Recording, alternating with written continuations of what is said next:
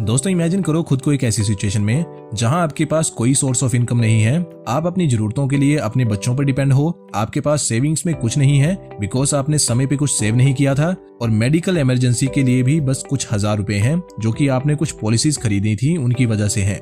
बताओ ऐसी सिचुएशन में आप खुद को पाओ तो आपको कैसा फील होगा। आई नो ये एक बैड सिचुएशन है, बट आज की हार्श रियलिटी ये है कि लोग इसी तरह की लाइफ जी रहे हैं। रिपोर्ट्स कहती हैं कि इंडिया के 68% वर्किंग एज पीपल एक्सपेक्ट करते हैं कि उनके बच्चे उन्हें रिटायरमेंट के बाद सपोर्ट करें, जबकि रियलिटी ये है कि लेस देन 30% लोगों को ही अपने बच्चों से रिटायरमेंट के बाद फाइनेंशियल सपोर्ट मिल पाती है। अब इसके पीछे कई सारे रीजंस हैं, जैसे कि सबसे पहला है इंडिया का कल्चर। इंडियन कल्चर में एक्सटेंडेड फैमिलीज हुआ करती हैं और इंडियन वैल्यूज कहती हैं कि हर एक बच्चे की ड्यूटी है कि वो बुढ़ापे में अपने माँ बाप का सहारा बने। हाउएवर धीरे धीरे ये वैल्यूज फीकी पड़ती जा रही हैं और वेस्टर्न कल्चर से इन्फ्लुएंस होकर लोग न्यूक्लियर फैमिली की तरफ शिफ्ट हो रहे हैं, जिस कारण माँ बाप अक्सर अकेले रह जाते हैं और उनको अपना ओल्ड एज पीरियड अकेले ही काटना पड़ता है। सेकेंड रीजन जिस वजह से अब के युवा कल को अपने बुढ़ापे के समय फाइनेंशियली स्ट्रगल करेंगे वो है उनका ये मानना कि अगर अमीर होना है तो आज होना है, बुढ़ापे के समय पैसा होने का कोई फायदा नहीं। अब देखो ये सोचना कि आपको जल्दी अमीर बनना है इसमें कोई बुराई नहीं, लेकिन टू बी रियलिस्टिक ये पॉसिबल नहीं है कि हर कोई जल्दी अमीर बन जाए बिकॉज सबके पास इनफ रिसोर्सेज नहीं होते टू गेट रिच फास्ट। यही कारण है कि इंडिया की 1.5 बिलियन पॉपुलेशन में से केवल 8.5 लोग ही मिलियनियर्स हैं, जो परसेंटेज वाइज लेस देन 0.1% है, which is very less. However ये नंबर काफी इंक्रीज हो सकता है अगर इंडियन यूथ ये सोचना बंद कर दे कि उसे तो अभी बस ढेरों पैसे चाहिए ताकि वो पार्टीज करे, महंगे स्टफ्स खरीदे और लाइफ को एंजॉय करे, और इसके बदले वो ये सोचना शुरू कर दे कि चाहे समय लगे लेकिन एक दिन वो फाइनेंशियली फ्री जरूर होगा। इसलिए वॉरेन बफेट ने भी कहा था कि ज्यादातर लोग गरीब इसलिए हैं क्योंकि कोई भी धीरे अमीर नहीं बनना चाहता। दोस्तों अगर आपका गोल भी एक दिन जरूर अमीर बनने का है तो इस वीडियो में मैं आपके साथ एक ऐसा प्लान शेयर करूंगा जिसमें आप केवल 7 साल मेहनत करके अपनी रिटायरमेंट को सिक्योर कर पाओगे। आपके पास एक अच्छा खासा रिटायरमेंट अमाउंट होगा, साथ ही आप एक इमरजेंसी फंड भी बना लोगे इस प्लान की मदद से, और एक एक्स्ट्रा साइड इनकम सोर्स भी आप बिल्ड कर सकते हो। एंड जब आपके पास ये तीनों चीजें होंगी तभी आप रियल सेंस में खुद को फाइनेंशियली फ्री कह पाओगे। तो आइए जल्दी से जानना शुरू करते हैं इस प्लान के बारे में। इस प्लान का नाम है 732 rule of financial freedom. Plan को इन डेप्थ समझाने के लिए मैं अक्षय का सहारा लूंगा। अक्षय एक सोसाइटी में रहता था जहां उसके पड़ोस में एक अंकल रहते थे जिनका नाम था शर्मा जी। शर्मा जी के 2 बेटे थे और एक बेटी थी, लेकिन वो तीनों शर्मा जी से अलग रहते थे। शर्मा जी अपनी वाइफ और एक मेड के साथ अकेले रहते थे। अक्षय हमेशा क्यूरियस रहता था ये जानने के लिए कि आखिर ऐसा क्यों है कि अंकल जी के 2 बेटे और एक बेटी होने के बावजूद वो अकेले रहते हैं। इसलिए एक दिन उसने शर्मा जी से बात करने का प्लान किया। उसने शर्मा जी को अपने घर चाय पर बुलाया और बातों बातों में उनसे पूछने लगा, अंकल जी आपकी इतनी बड़ी फैमिली है, आपके बेटे हैं, बहुएं हैं और एक बेटी भी है, फिर भी आप अकेले क्यों रहते हो? क्या आपको अकेले रहना पसंद है? अक्षय की ये बात सुन के शर्मा जी थोड़े इमोशनल हो गए और कहने लगे कि बेटा कौन चाहता है कि वो अपने बुढ़ापे में अपने परिवार से दूर रहे, लेकिन बेटा सभी अपनी अपनी जिंदगी में व्यस्त हैं और हम बूढ़ों को तो भूल ही गए हैं, बस महीने में कुछ पैसे भेज देते हैं, वो भी तब जब हम उनको याद दिलाते हैं।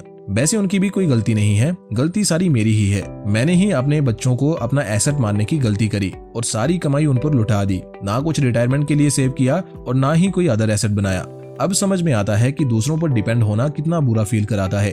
अब बच्चे पैसे ना भेजें तो हमें अपनी जरूरतें पूरी करना मुश्किल हो जाता है। शर्मा जी की स्टोरी से अक्षय बहुत सैड हुआ और उसे उनके बच्चों पर गुस्सा भी बहुत आया, लेकिन फिर अक्षय को रियलाइज हुआ कि यार अंकल जी सही कह रहे हैं, अपने बच्चों को अपना एसेट मानना वाकई में ही बहुत बड़ा रिस्की काम है। और वो दिन था कि अक्षय ने फर्मली एक बात मन में उतार ली कि वो ये गलती अपनी जिंदगी में कभी नहीं करेगा और अपनी रिटायरमेंट के लिए अर्ली एज से ही प्लान करना शुरू करेगा। लेकिन अक्षय को ट्रेडिशनल तरीका भी पसंद नहीं था जिसमें बस लोग पूरा का पूरा टाइम, एफर्ट और मनी केवल बुढ़ापे को सुधारने में लगा देते हैं और आखिरी में सबसे इंपॉर्टेंट एसेट टाइम ही उनके पास नहीं रहता।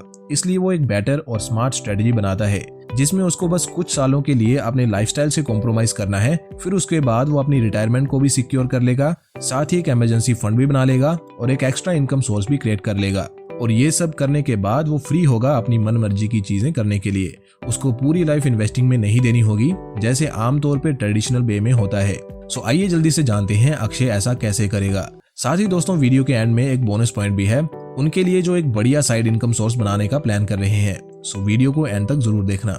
दोस्तों अक्षय 20-21 साल का एक नौजवान लड़का है जिसके पास एक जॉब है जहां से वो डिसेंट इनकम अर्न कर लेता है। अक्षय अभी जिस एज में है उस पे अपने अलावा किसी और की कोई जिम्मेवारी नहीं है, बस घर पे वो थोड़े पैसे भेजता है ताकि पापा की मदद हो सके। बाकी उसके पापा भी अभी कमाते हैं, इसलिए घर का खर्चा तो उनकी इनकम से ही चल जाता है। इसलिए अक्षय के लिए एक बिग पॉजिटिव पॉइंट है कि वो एक डिसेंट पोर्शन अपनी इनकम का सेव कर सकता है और उसे किसी अच्छी जगह निवेश करके ग्रो कर सकता है। तो अक्षय बचा लेता है महीने के 7,000 रुपए और उन्हें SIP के जरिए इन्वेस्ट कर देता है लो कॉस्ट इंडेक्स फंड्स में। लो कॉस्ट इंडेक्स फंड्स यानी कि वो फंड्स जिनमें फीस और चार्जेस नामात्र होते हैं। इन फंड्स में इन्वेस्ट करने के फायदे ये होते हैं कि आप रिटर्न्स अच्छे ले पाते हो। तो अक्षय को उन फंड्स में इन्वेस्ट करने से अप्रोक्स 13% के रिटर्न्स मिल जाते हैं। एंड अक्षय एक और इम्पोर्टेंट स्टेप लेता है। अक्षय की सैलरी हर साल इंक्रीज होती है, जिसके चलते अक्षय की सेविंग्स भी इंक्रीज हो जाती हैं, जिस वजह से अक्षय को फ्लेक्सिबिलिटी मिलती है कि वो अपने SIP के अमाउंट को भी इंक्रीज कर सके। एंड बिना हिचकिचाए वो ऐसा कर भी देता है। वो हर साल SIP को 10% से इंक्रीज करता है। अक्षय सेम प्रोसेस को 7 सालों के लिए फॉलो करता है एंड जिसकी वजह से 7 साल पूरा होने पर अक्षय की इन्वेस्टमेंट वैल्यू हो जाती है 12,62,000 रुपए। At this point Akshay SIP close करवा देता है एंड ऑटो मोड पर अब इन 12,62,000 को ग्रो होने को छोड़ देता है।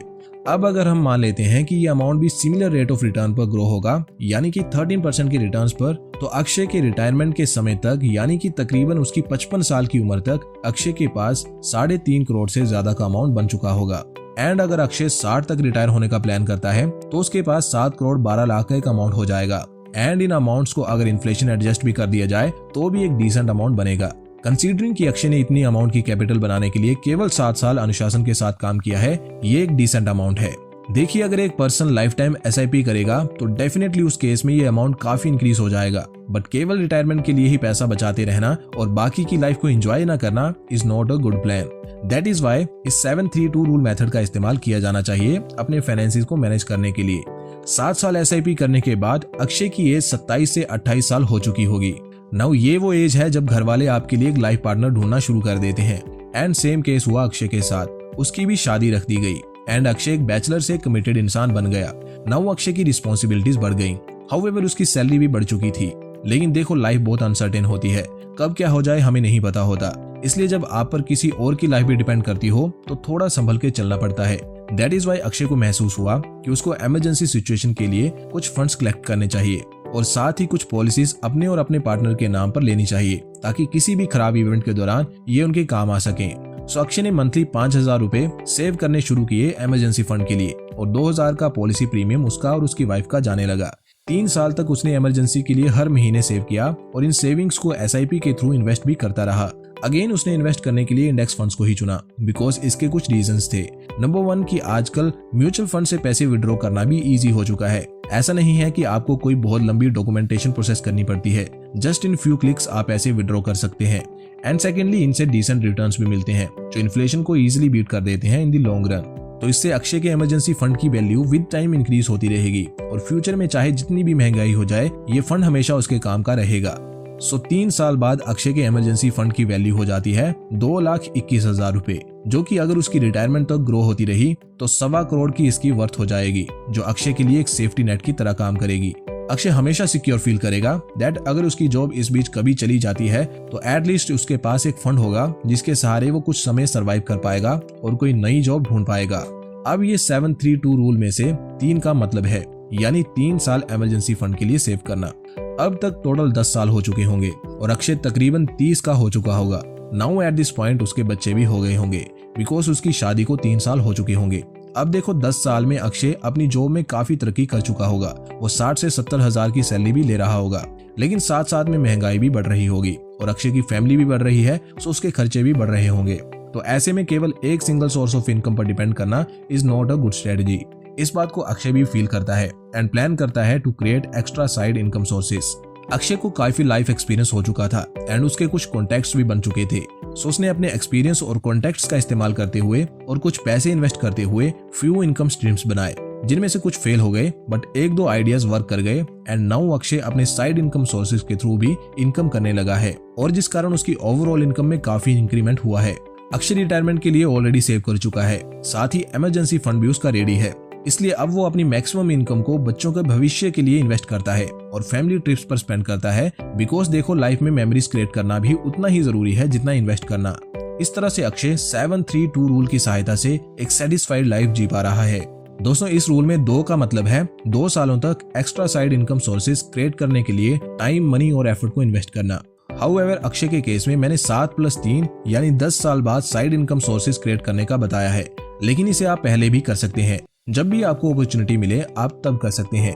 जितना जल्दी आप extra side income sources create करोगे उतना जल्दी आप फाइनेंशियली फ्री हो पाओगे। बिकॉज असली फाइनेंशियल फ्रीडम तभी मिलेगी जब आप सोते सोते पैसे कमाओगे, और ये तभी होगा जब आप पैसिव इनकम सोर्सेज बनाओगे। दोस्तों, जाने से पहले मैं एक साइड इनकम सोर्स का आइडिया आपके साथ शेयर करना चाहता हूँ। हमारे यहाँ एक शिव नाम के व्यक्ति रहते हैं जो कि पहले कोई प्राइवेट जॉब किया करते थे, लेकिन 8-10 साल पहले उन्होंने एक साइड इनकम शुरू किया था जो आज उनका मेन सोर्स ऑफ इनकम बन चुका है। उन्होंने क्या किया कि अपने घर पे ही शादी और अदर इवेंट्स में इस्तेमाल होने वाले टेंट्स का सामान रख लिया, एंड जब पार्टीज वगैरह होती तो वो इस सामान को रेंट पर दे दिया करते थे। धीरे धीरे वो और सामान इसमें ऐड करते गए, जैसे केटरिंग का सामान हो गया या चेयर्स एंड टेबल्स एटसेट्रा हो गए। जो भी सामान शादियों में या पार्टीज में इस्तेमाल होता है वो उन्होंने धीरे धीरे रखना शुरू कर दिया था, जिससे उनको डिसेंट रेंटल इनकम होनी शुरू हो गई थी। आज इसी बंदे का एक फुल फ्लेज्ड मैरिज पैलेस है जिससे ये लाखों में अर्न कर रहे हैं एंड एक लेविश लाइफस्टाइल स्पेंड कर रहे हैं। दोस्तों, ये है पावर साइड इनकम सोर्सेज की। एंड शादी ब्याह का सामान रेंट पर देना एक बढ़िया साइड बिजनेस है, बिकॉज जब वेडिंग सीजन आता है तो इन सब चीजों की बहुत डिमांड बढ़ जाती है और ऑलमोस्ट सभी का सीजन ठीक ठाक लग ही जाता है। इसमें एक्टिवली कुछ काम भी नहीं करना होता, सो ये क्लियरली एक पैसिव इनकम सोर्स है। तो दोस्तों, आज के लिए बस इतना ही। उम्मीद करता हूँ आपको ये वीडियो पसंद आई होगी और आप इस वीडियो से कुछ काम का सीखे होंगे। अगर आपको वीडियो थोड़ी सी भी काम की लगी है तो वीडियो को लाइक और शेयर जरूर करें और चैनल को भी सब्सक्राइब करें ताकि आपको चैनल से जुड़े सभी अपडेट्स टाइमली मिलते रहें। मिलते हैं किसी और वीडियो में, तब तक के लिए जय हिंद।